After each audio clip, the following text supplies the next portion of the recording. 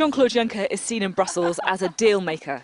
His presidency at the EU Commission comes to an end on the 31st of October, the same day as Britain is due to leave the EU.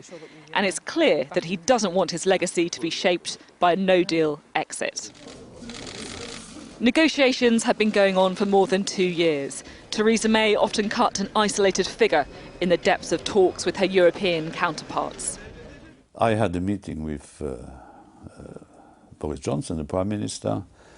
I had a meeting with and he goes, still, Boris Johnson. I don't know what his mental issues are. I know everybody whispers that he's an alcoholic, and he may very well be. But looking at the way he walks and the way he talks, I think there's some neurological damage that has happened. From what, I don't know. A rather positive meeting, although the British press was reporting it. That was interesting. Boris Johnson, the Prime Minister, So we see the one side of the mouth go up quickly, come back down, and it's almost like a roll in the head in the eye movement, like an eye roll. This was that whole movement all together. A rather positive meeting. And then he comes out with, this was a rather positive meeting. So we saw the eye roll, and I'm calling it eye roll. It's not necessarily an eye roll. It's like a face roll. And then he comes up with, it was rather positive. But that whole movement gives him stress. But at the same time, his body is singing with him. And I would guess that it went something like this. I don't want to have a no-deal Brexit, but I'm not taking what you have on the table. These are our terms. Meet us halfway. That's what I can guess at what happened, just by his demeanor on it. Although the British press was reporting it in the other way, we can have a deal. We can have a deal. And the lips go tight, jaw comes up tight, a lot of stress in that. We can have a deal. And then it goes back to what I said earlier about what I think happened behind closed doors. The deal stresses him. That would be between him and Boris, or the EU and Boris's parliament. You think we can get a deal? I think. You think that the chances... Then you see more tight-lippedness on that. I think. He doesn't like that. He does not like that at all. Is there more than 50-50? I don't know.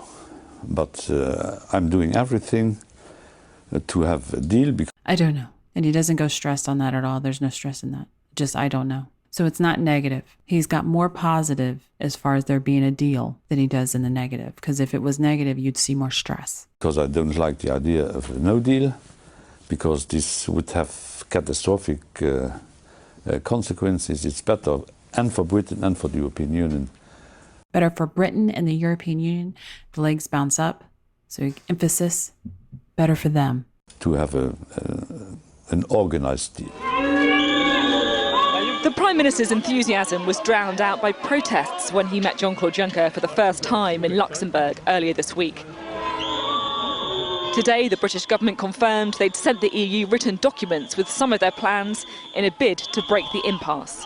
Have you received them? What have you received? We have received some documents yesterday night. I had no chance, no opportunity to take them under meditation, but I will do this tonight.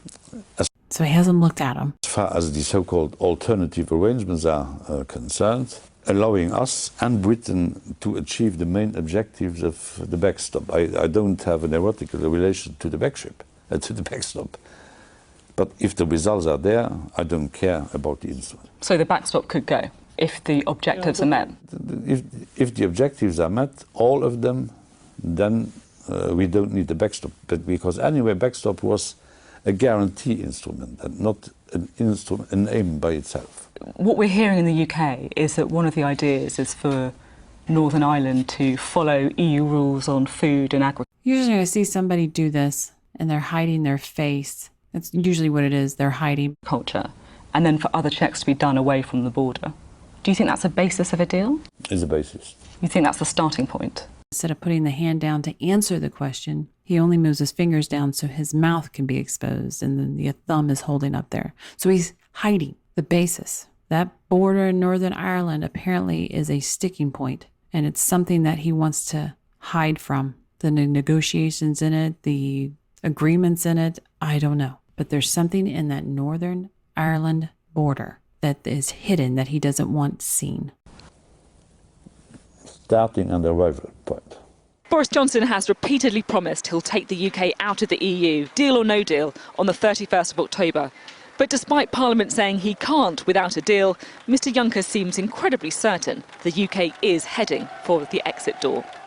And do you think that there is a chance that Brexit might not happen?